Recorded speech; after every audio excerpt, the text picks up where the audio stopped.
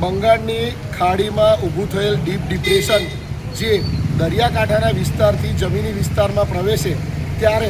ભેજવાળા વાતાવરણના કારણે એની તીવ્રતા અતિ થવાની સંભાવના હોય, જેના ભાગરૂપે આજે સાંજે 6 વાગ્યા પછી આગામી 24 થી 48 કલાક દરમિયાન ડભોઈ નગરપાલિકા વિસ્તારમાં અને એની આજુબાજુના વિસ્તારોમાં ભારેથી અતિભારે વરસાદ થવાની સંભાવના છે, જેના ભાગરૂપે ડભોઈ નગરપાલિકા દ્વારા જાહેર ચેતવણી આપી નગરજનોને